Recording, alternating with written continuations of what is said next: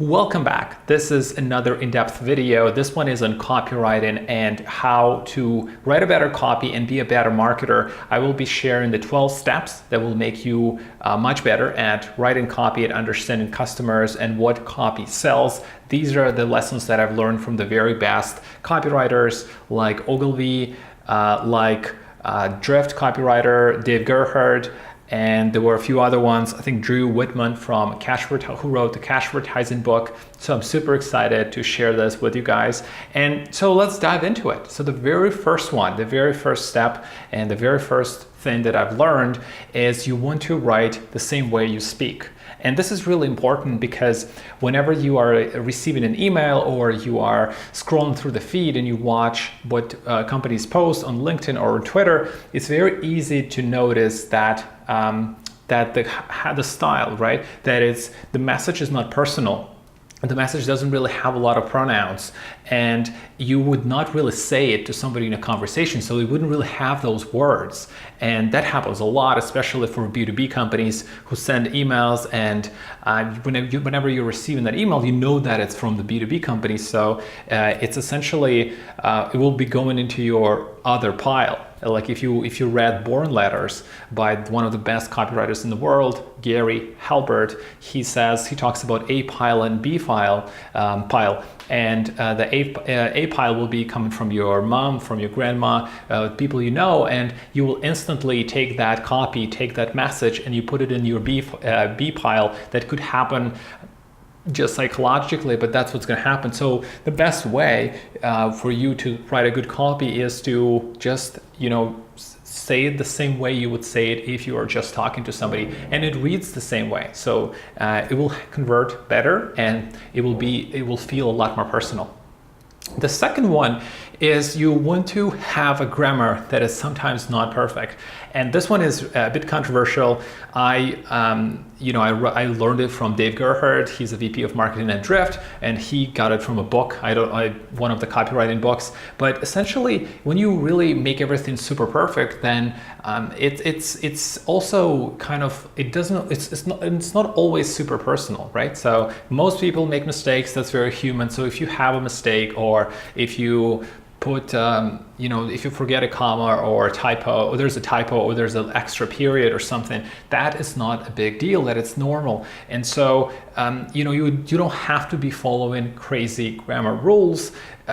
Obviously it has to sound the right way. You don't have to be making typos on purpose, but the fact is the copy that sells, the message that sells, and that's the only purpose of copywriting, by the way. The only purpose of copywriting is to sell the message, is to sell your product or is to sell your service. It's not to sound fluffy. It is not to sound artistic or creative. That's not the whole point. The point is to sell the product. If it doesn't sell the product, that is a crappy copy, right? And it might sound really cool, but it doesn't really work.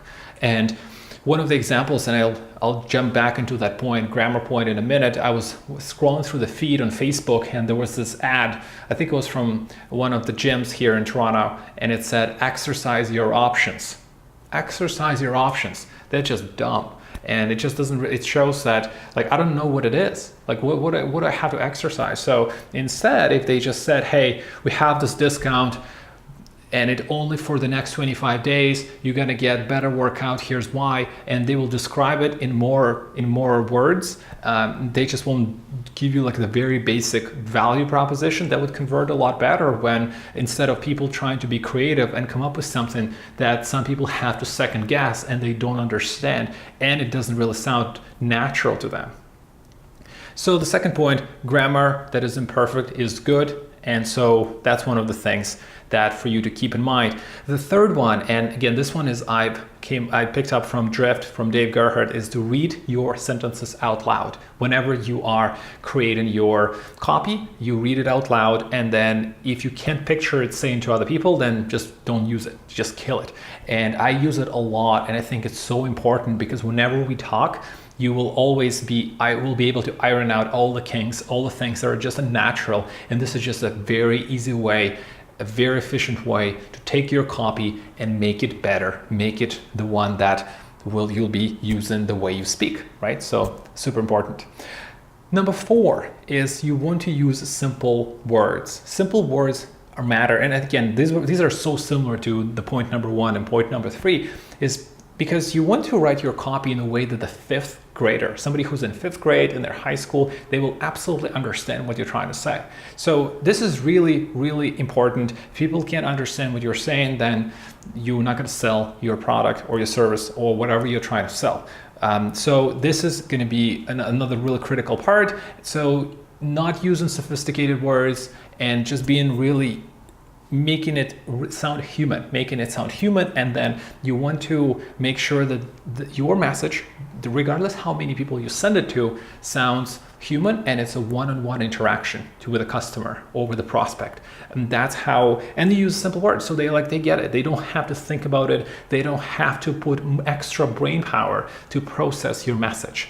And because if they do, then means that's just extra friction, and they will give up because people are getting lazier. Their attention span is getting shorter. You're getting your tweets, you're getting your Instagrams, Facebooks, LinkedIn's, you're getting your dating apps, or you're getting your Netflix push notifications, your game notifications, your YouTube notifications. So the point is that whenever somebody has this 2 seconds to read it, your copy, wherever they are, it has to grab them right away.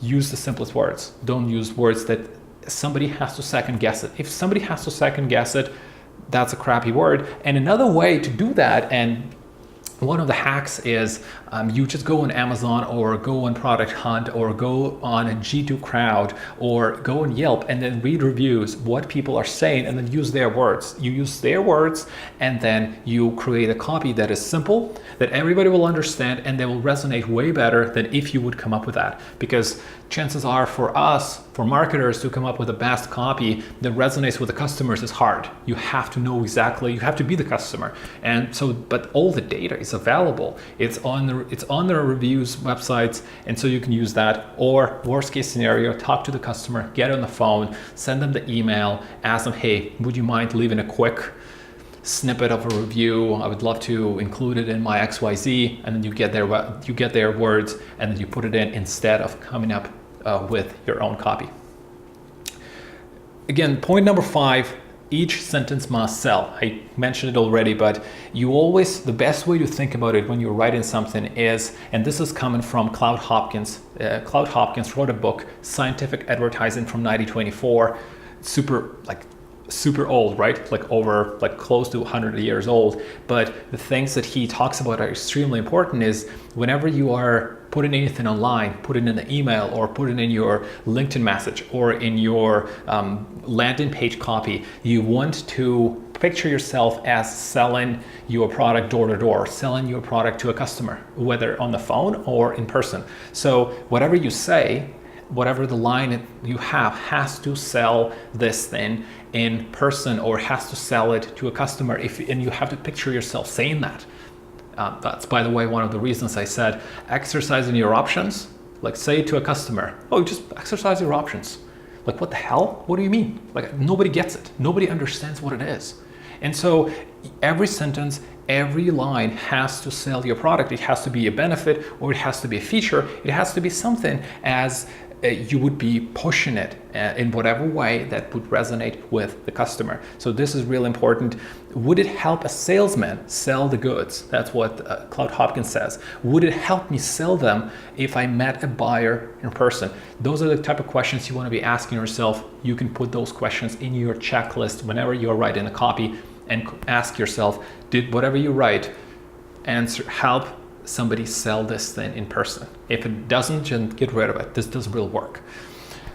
Okay, so point number 6, use PS. PS is a really, really cool thing to use, and I've seen it many times from Drift, from Dave Gerhardt. I've seen it from the book that I read, Copywriting, and one of the books that I read that I used in this video, this content for the video. And the book was written by Drew Whitman, and it's really important because when you use a PS, people oftentimes jump straight to PS. They skip the whole thing, the whole body, the subject line, and they jump straight into PS. And you could restate your offer, you can repeat your call to action, you can say, hey, mind sharing this thing with your friends, or mind subscribing to my podcast, or hey, I would love to know why did you subscribe? If you don't mind me asking. And people respond to this thing. People do respond to this thing because it is, again, if you use it in a personal way, and if it's human, it's one-on-one, then why not? It makes a lot of sense. So use PS, it's real effective and it works very often, and you don't have to be, you can just restate your call to action there or ask an appropriate question. You also, point number 7, you want to use the short paragraph or the short opening line. Whenever you have your subject line or your headline, and then what is the first line? What's your first opener? Your first opener has to be a really good hook, something that really attracts attention to people and they start reading. So one of the ways that Drew Whitman recommends it, and I've seen it so many times, other people using it, is when you have an opener that is really short and straightforward and relates to other people. For example, I confess, period. That's the first line. We are free. It's tough. This is important. That's the first line. And then boom, you go through and then say, hey, and then you explain more, right? You just kind of unpack your story so people keep reading this. SWAT teams use them. It's a problem. It's the fast way to lure people into your copy. That is really effective. It's one of the ways that works, and I highly recommend it because it's personal, it's relatable, it's short, it's very easy to read, it stands out from all the crappy stat that people throw in as a first line. 1,250% of people get XYZ in 2029. Based on Amazon research. Nobody's going to read this. Who cares? Unless you're an Amazon employee or you're Amazon stockholder. I'm giving you an example. Who's going to read that line? But if you say, look, SWAT teams use them. That's pretty cool. Like, I got to check this thing out. I personally like Jocko Willink. I read this content on Navy SEALs. I want to know, right? So that is just the one that you should be keeping in mind. Number 8 is important, and I kind of mentioned that already. It's you want to use personal pronouns. Personal pronouns are very, very effective. So things like you and I are the best. You and I are the very best, so you can put them as much as possible in your copy. Now, here's the reason why, because they sound personal. Whenever you are sending a mass message, you're sending a mass message to your email list, or you're sending it on LinkedIn as an email, or you're doing whatever you're doing, right? You want to make sure that you are personalizing it to your conversation, to your reader, to your person, to your prospect. And the same way, Gary Halbert, A pile, B pile. You want to be talking to you. I want to be talking to you, and I want to be talking to you in person, one-on-one conversation. So things like, do you, can you, would you, can I get your opinion? I think you would. Those are really cool. These are the types of things you should be using, and they are real effective because people take them personally. Point number 9, you want to crush your competition with extreme specificity in your copy. You want to be really, really specific and descriptive about what your service or what your product or whatever you're selling does. Okay, so you are promoting your restaurant, and the way you use this extreme specificity in this way. So restaurant number 1, for example, you have a coupon, right? And this is how restaurant number 1 describes themselves with a coupon. Home cooking is wonderful, chicken parmesan, spaghetti, manicotti, and more. That's it. Short, not very descriptive, doesn't have a call to action, kind of sucks. This is how restaurant number 1 does it. Restaurant number 2 does it in a different way. Here's how. This is what they say in the coupon. We make our bread fresh every day, golden and crusty. Our pasta is made from scratch. We use only fresh herbs in all our recipes. Our only pure, cold-pressed, 100% virgin olive oil is served. Spring water fills your glass, mellow Italian music fills the air, and softly glowing candles light your table.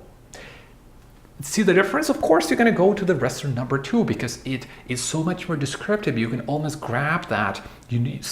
Grab that atmosphere. You know how it feels. It feels amazing. It's Italian. It has a beautiful ambience. It's all like Italian music, and it just, you're gonna have an amazing experience. Versus the restaurant number 1, they just give you very basic things saying, oh, it's home cooking, it's wonderful. Right? So, and the worst part is that restaurant number 1 can be better. They can be better, but you're not going to even go there because you have this amazing copy that is so much more specific than the restaurant number 1 and restaurant number 2. So this is how you would use that, and highly, highly recommended because the specificity is really effective. Okay, headlines. Headlines are super important. Headlines, they generally convert 5 times more people than your body copy, right? The headlines can run 5 times more people read the headlines, 5 times more people read headlines than the body copy. And this is what David Ogilvy said. He wrote a book in 1960s, and it's still extremely relevant today. And it's true. You know, you're scrolling through your feed and you will be looking at a headline, and if it's not really effective, you won't even go into the whole content. And the content can be amazing. That's the hard part. So there's a few things that are very important when you are making a headline. This is one of the most important things in your copywriting. So using 4 U's. 4 U's to come up with a headline. You want to have a headline that is urgent, that is specific, useful, and unique. Right? So those are the 4 things. And if you cannot come up with 4 criteria in a headline, 3 out of 4 is really good. 2 out of 4 means that you need to do some work. 1 obviously you need to do a lot more work. So, but think about this, like whenever we come up with a piece of content, we spend 99% of time creating this wonderful, long, high quality piece of content like I'm coming up with right now, and then we slap a headline on it in 10 seconds, in a minute, and then we just send it over, we just post it. And it sucks because whenever you are scrolling through your feed, you won't see my amazing content because my headline was not great. And so that's what happens a lot of times. And that's just how that's how we usually do it. So, but it's always beneficial to start with a headline or allocate enough time to work on the headline. So for example, how you can do it, you can write out 10 or 15 headlines or maybe 20 headlines, and then just keep refining them, keep applying different ways, and then just pick one that is the best. You can get the feedback from your friends, from your fellow marketers, somebody from another department in your company. You could send it over to ask potential customer what they think, and that way you're making sure that your wonderful piece of content that you spend so much time creating will get the exposure, right? Because that's what's going to happen. Oftentimes, you want to put the biggest benefit into your headline. Whatever the biggest benefit of your product is, put it in there. And one of the examples, one of the stories that I want to share, it's a side story exactly about the headlines. I met with one of the companies last week here in Toronto, and they had it's a B2B company. They have a lot of white papers, like a large collection of white papers. And I was scrolling through them, and their headlines just were not great. They were just very vague, very generic, and short. There were not a lot of specificity. They didn't really tell me much about the value. Why would I even click on this thing? And so what that company like that can do, they can just put their effort, spend a little bit of money, and change completely the headlines and apply all these rules there. They're gonna get so much more engagement, anywhere from 10 to 60%, maybe more, by just doing that. And those guys have lead forms, right? So if you have a lead form, then people definitely going to be judging the content by the headline and maybe some of the snippet that you're going to put in and the 3 key bullet points if that's how you're doing it. But the point is, the headline is going to drive the how many people will be filling out the forms, and so that is just an easy way for those guys to get a better result. So you can use headlines like this. For example, how to lose weight in 3 easy steps in just 1 week. That's kind of cool. It's not the 4 U's because it's still missing out the urgency, but that just kind of gets there. How-to headlines are generally very, very effective. A lot of companies, a lot of people use them, and you can use that in a way that it says how to do something without the pain, right? So how to lose weight without waking up at 6 a.m. every morning, or how to lose weight without going to the gym every day. Beautiful. Like I want to know how. And they will tell me. Like, that's just my problem. I want to lose weight, and I don't want to be waking up. I don't want to be going to the gym every day. And they will tell me, how do I have to do it? I'm in. And period. That works very well. And you add some specificity to that, right? What is the specificity? Well, we'll help you lose weight in 3 weeks without having to exercise for 2 days, for 2 hours every single day. Great. That's pretty cool. We are kind of getting there. So this is what I would recommend. Write a lot of headlines, try different ways, make sure it apply for use, for urgent, specific, useful, and unique, and then try to put your biggest benefit into the headline.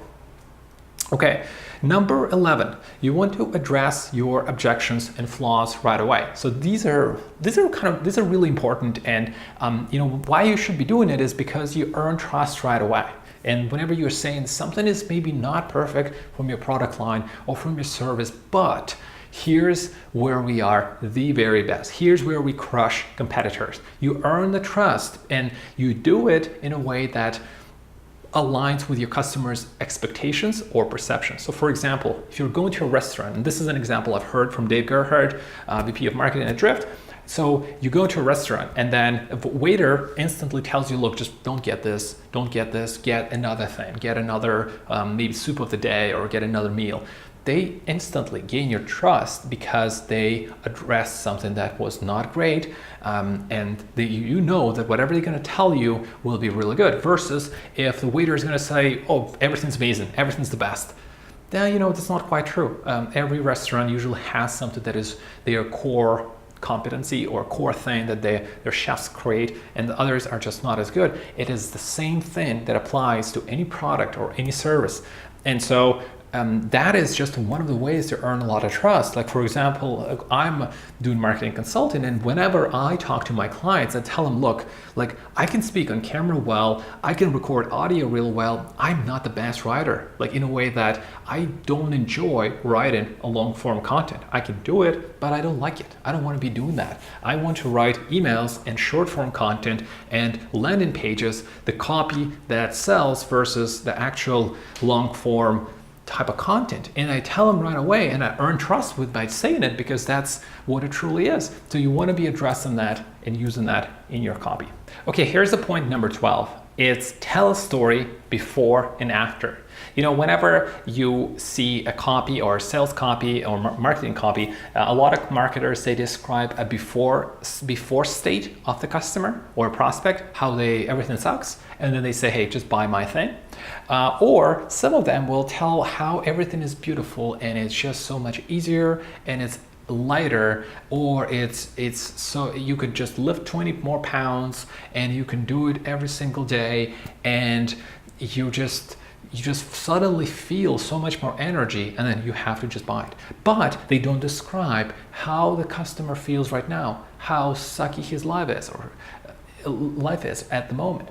And in that way, he just doesn't get enough, you don't get enough trust with the prospect or the customer. But if you do before and after at the same time, that's where you're able to gain more trust. And then you talk about what does the customer have? Maybe they don't have this iPhone, and life sucks. They can't take quite enough pictures, and suddenly they have, and it's 60 frames per second, 4K, optical stabilization and digital stabilization, and suddenly it's just wonderful, and the girlfriend loves it. Everything is just beautiful.